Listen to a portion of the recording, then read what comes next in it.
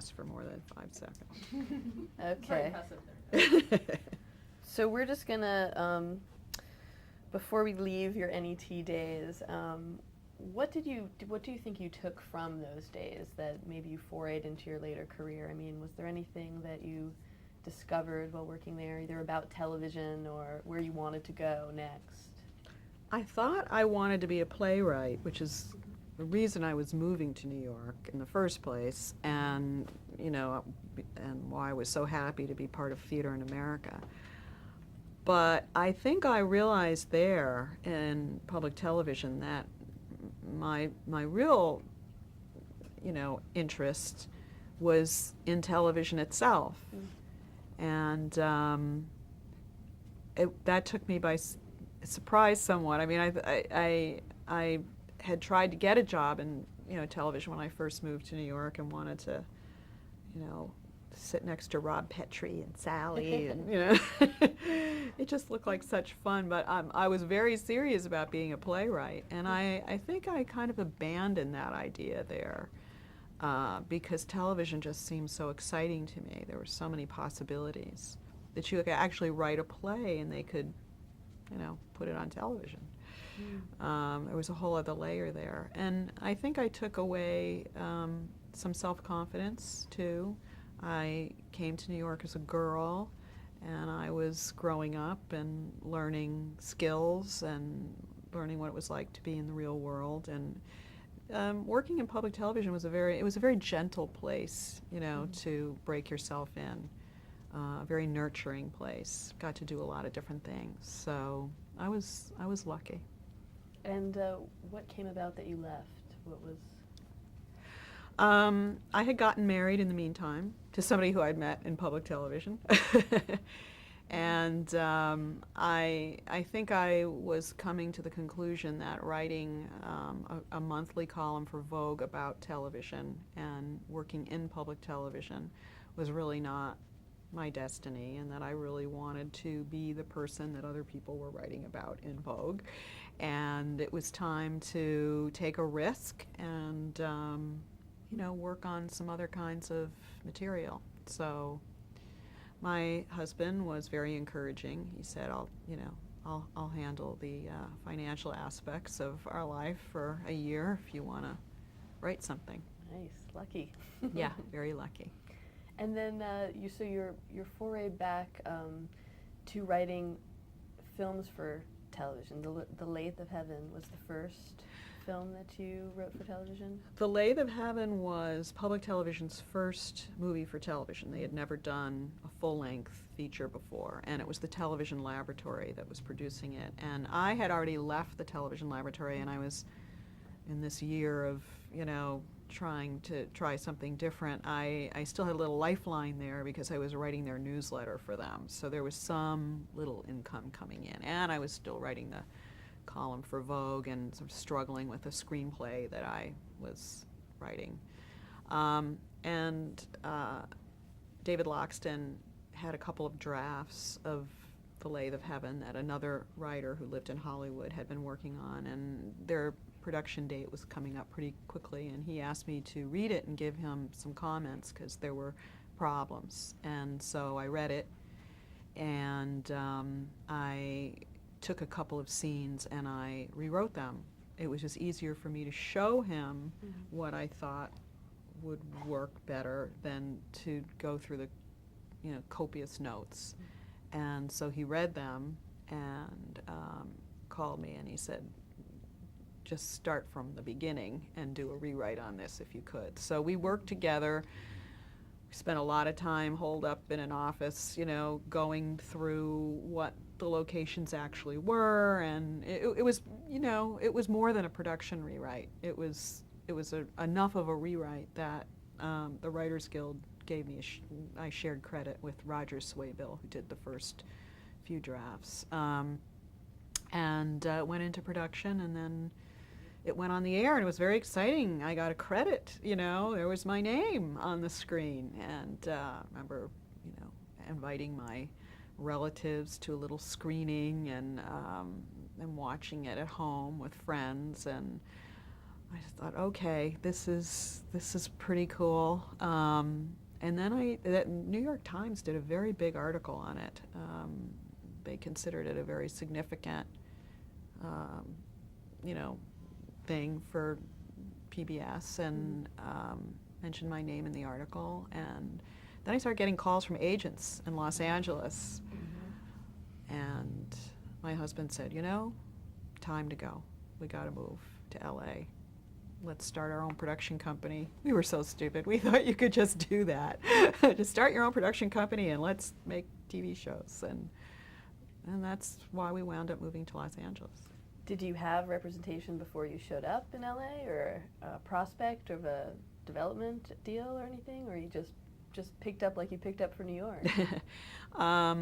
There were some people who were interested in representing me. There was somebody who had a cousin who lived in my building, and that's how I got his name. But you know, he wasn't really interested until this article came out in the New York Times, and so that's just the way it works. But he was my first agent, and it was the William Morris Agency, and so we put an ad in the paper in Variety to trade our apartment in New York for somebody's apartment in Los Angeles. We just wanted to do that for the summer to see what it was like. And we were able to arrange that. It was just a swap. And we got out there, and we were in the middle of a big writer's strike. So there wasn't a whole lot you could do except write screenplays in your, you know, spare time, which you had a lot of, and meet people. So that's what we did. And you mentioned you were writing a screenplay this whole time. Was this something that came to be? No, it's called Perfect Timing, and it was kind of the story of kind of autobiographical in a way. And although it's never been produced, it did get me all my work when I got out to Los Angeles. That and the Lathe of Heaven was really an adaptation of a science fiction novel, and Ursula K. Le Guin. And so that was what people thought I did, and I really wanted to write comedy, so I had to write something on spec to show people that comedy was really my thing. And so it was an autobiographical. What was the premise of the? It took place in the 70s, and it was, you know, a young woman coming from this sort of crazy family and goes to New York and then meets this guy in public television. I mean, it was really on the nose. Right. And ends with a wedding, you know. And I will probably make that movie at some point, you know, when the time is right. Perfect timing. Perfect timing, right. As it would suggest. So then, what came next? It was Her Life as a Man? Was that the next project you worked on, or was there things in between? No, there were things in between. I got a lot of jobs. I got jobs, luckily, right away, writing television movies. That was a big deal at the time. Television movies, every network had them, movie of the week, and I wrote probably 8 or 9 of them in the first 3 years that I was out there. One of them was, again, it was a rewrite. It was a production, more than a production rewrite, but they basically had people standing on a stage waiting for pages, and it was Larry Schiller who was the producer, and I rewrote this movie about a woman who, I think it was an article from Rolling Stone magazine. A woman disguised herself as a man and then went through and got herself a job on a sports magazine. And very convincing makeup and so on and so forth, and what her experiences were. The gender switch like that. And so we made a TV movie out of it, and it was, I think I had 2 weeks really to rewrite this. They would send food to my house, and then I would give pages back, to the messenger. And that was my first big payday, because for about 2 weeks' work, I got paid $20,000. Now, for somebody who had barely made $120, and couldn't afford her apartment in New York when she first got there. That was a huge deal. I mean, a huge deal. I couldn't believe it, you know. I just thought, wow, this is a great life. This is really a great life. And then, you know, went on from there and, you know, got, you know, more and more jobs, but frustrating because these things don't get made. I mean, it's just like the movie business. You're in development hell for a really long time, and very, very frustrating. And I got to the end of this 3-year period with only 1 or 2 of these things being made, and, you know, you fall in love with all of them because you spend time, put your heart and soul into them, and then they say, well, no. Or, you know, a new executive has come in and we're going to wipe the slate clean. I mean, any number of reasons. And I just really started to feel not good about what I was doing. So at what point did you seize control back over, over your life and over the projects that you were doing and really make the ones that you wanted to make and made it happen? Interestingly, I don't think anybody ever has that ability to sort of seize control and make things happen the way you want them. You have like I had a little brief window in time where it seemed like that was the case, but, you know, unless you own your own network and can put your own things on it, you're really at other people's mercy. So, but kind of a life-changing thing for me was CBS called me and said that they were going to do a half-hour comedy about life, a female prosecutor in New York. You know, this is Foley Square. And one of their executives had just done jury duty in New York and came back and said, there was this woman, her name was Janet Fox, she's a prosecutor, long blonde hair, gorgeous, short skirts, you know, very manicured nails, but what a killer she was and what a world she lives in because she was trying homicides. So they said, but we want to use her as a central figure in this series. We want it to be a comedy. And we, you know, they had been reading my movies of the week that hadn't been gotten made and said, would you like to give this a shot? And my agents had been trying to get me to do half-hour comedy. I don't like calling them sitcoms. It sounds pejorative to me, so I always say half-hour comedy. But I really wasn't interested. It was the era of jiggle television and, you know. Of what, jiggle? Jiggle, oh, you know, jiggle. It just wasn't my thing, and my agents were saying, gee, there's really great money in this, and, you know, everybody's trying to get on a show, and I said, I know, but there's no Mary Tyler Moore's anymore, and there's none of that, and I don't want to do it. And my husband said, I think you need to go to New York, and you at least need to investigate it. You know, they're going to fly me there, and they're going to, you know, I'm going to spend some time in the DA's office and just go. What have you got to lose? So I said, okay. So I went, and Rudy Giuliani was the second in command at that time in the New York DA's office. It was Robert Morgenthau and then Rudy Giuliani, and he was my escort around, you know, the DA's office. And after spending a couple of weeks there, following people around, I was so energized by the idea of writing a half hour about this, because there were stories you could not make up. You just could not make this stuff up. So I signed on to do it, and the network gave me 2 producers who were very seasoned half-hour comedy producers, Saul Turteltaub and Bernie Ornstein.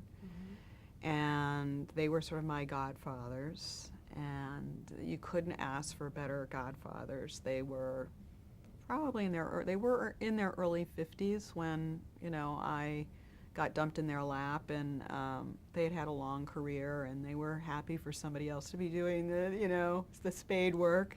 But they really taught me everything. They were just so great, and I developed the script, and we cast it, and we had great cast, and we shot it in front of a live audience, and it just clicked for me. It was like, wow, I wrote a play, it's being produced in front of a live audience, but yet it goes on television. It's the perfect hybrid of, it's just exactly, you can hear the audience laugh, and it was it for me at that point. I just said, okay, this is really the direction I'm going to go in now.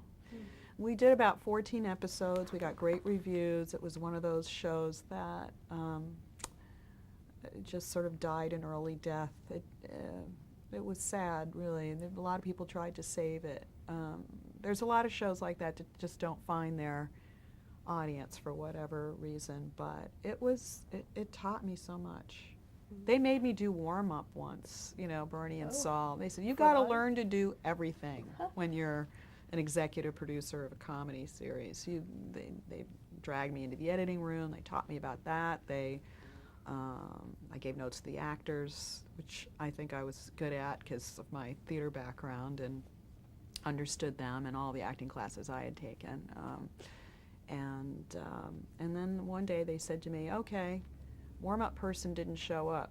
Get up there and make the audience happy. So not my thing. I was more like, okay, let me explain to you now, class, how to load a camera.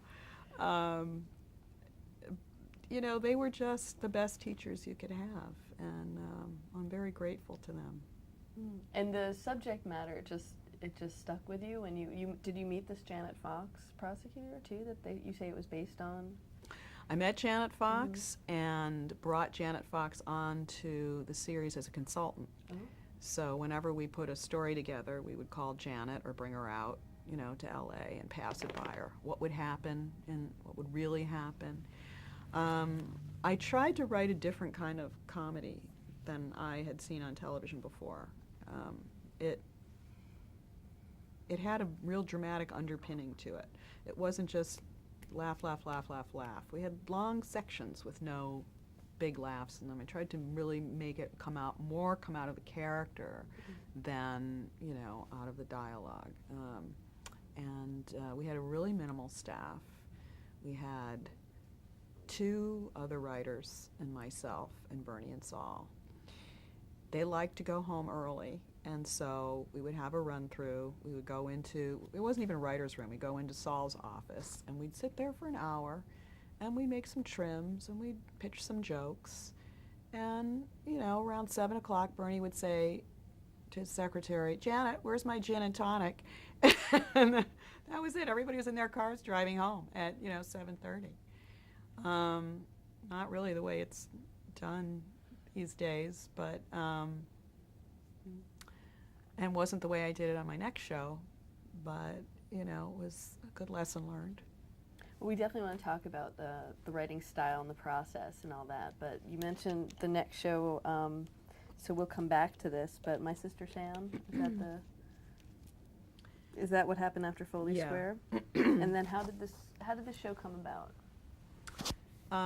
After Foley Square was canceled, I was kind of a free agent, and My Sister Sam, that actually was not the pilot's title at the time. I don't really remember what it was, but Burt Metcalf wrote and produced the pilot with Pam Dauber, and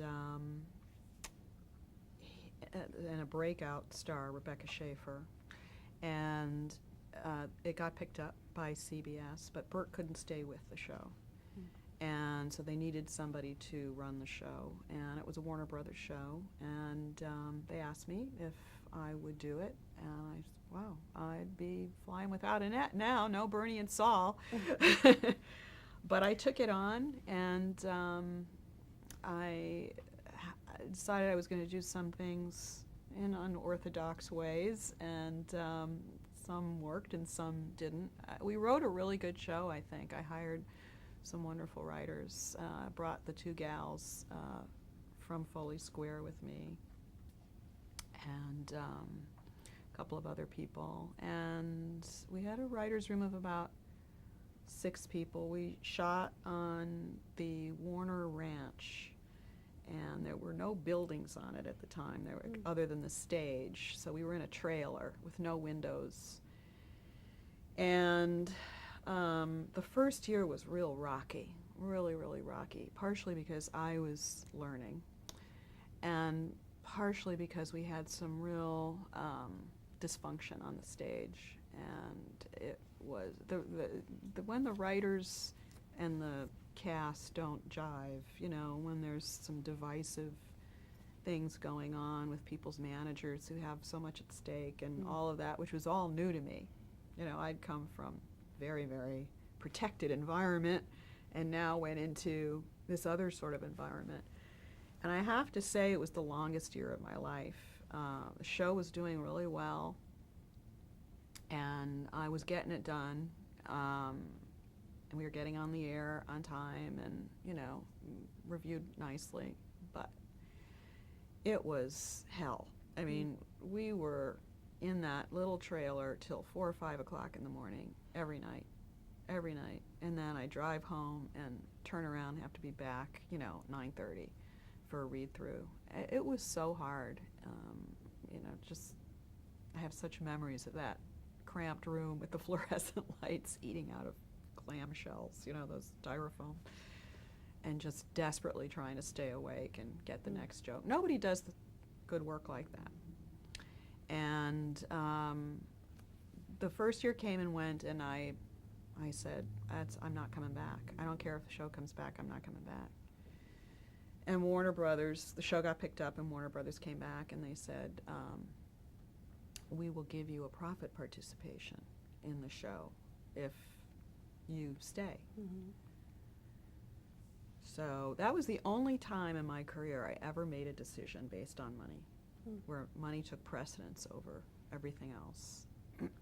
Because that show looked like it was going to go into syndication big time. I see. It was a top 10 show right away, you know.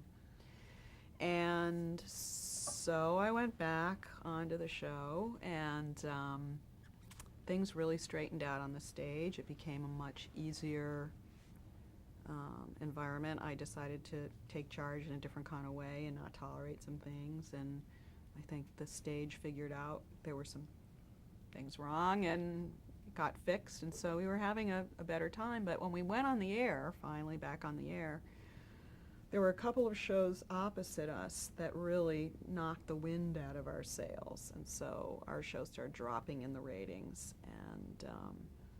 And then a new guy came in at CBS and decided he was going to clean house. So we had a feeling the axe was going to fall, but we got a visit from the head of Warner Brothers Television one day. He said, well, I need to come over. So he came over to the trailer, to the ranch, and all the writers sat in the room with him, and he said, I have some terrible news. You know, we're going to have to stop filming at episode number 19.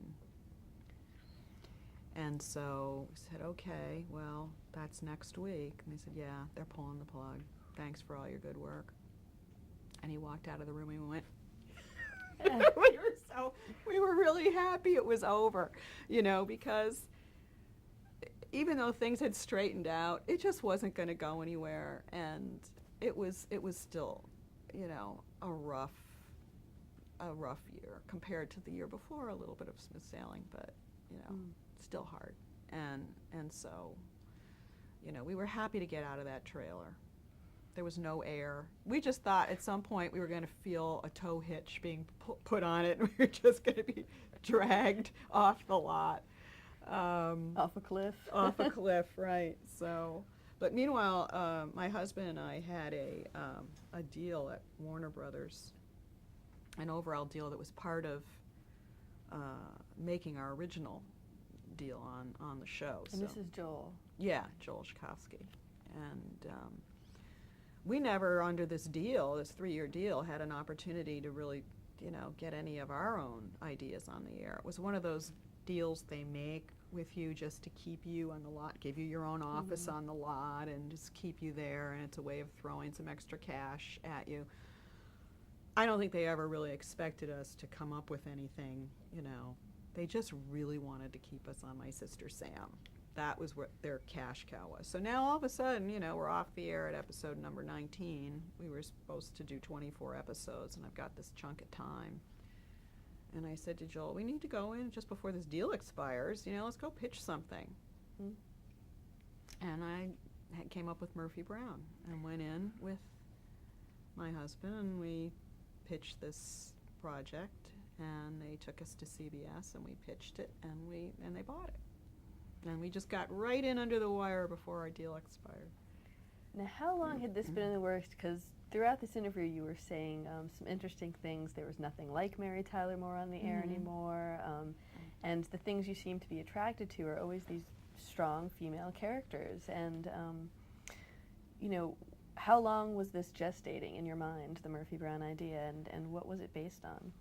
The Murphy Brown idea wasn't really gestating for a very long period of time, but I think the pattern that I was creating in my life, which was, you know, writing about what I knew, things that were happening to me, putting women in the center, which wasn't really the tradition,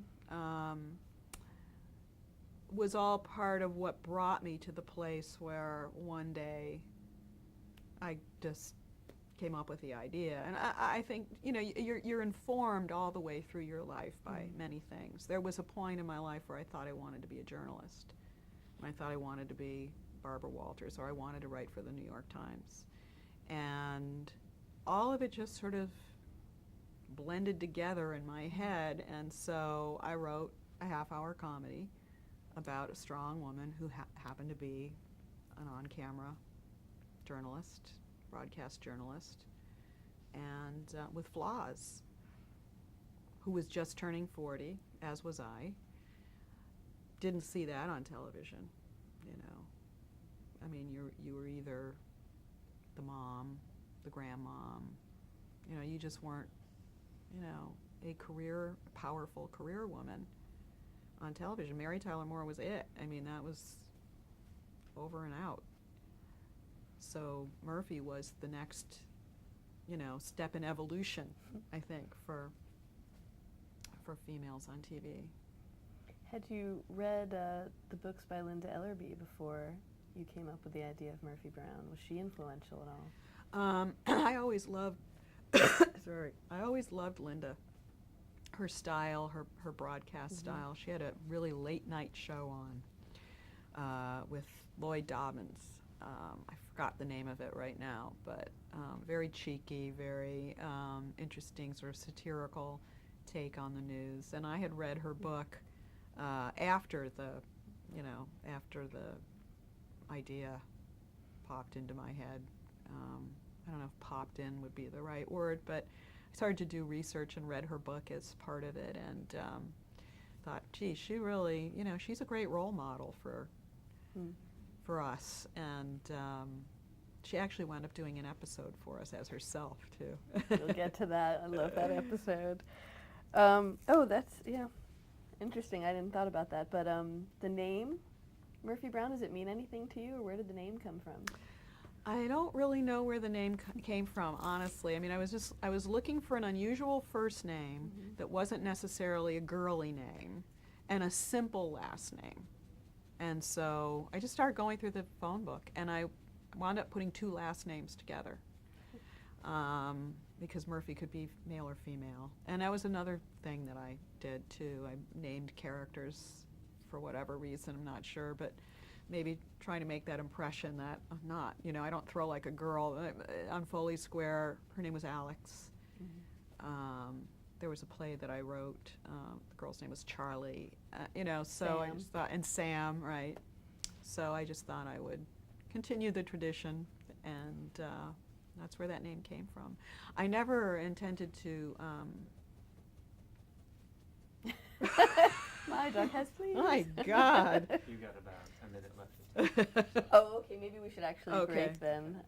Does the dog need to exit? You can let her out, yeah.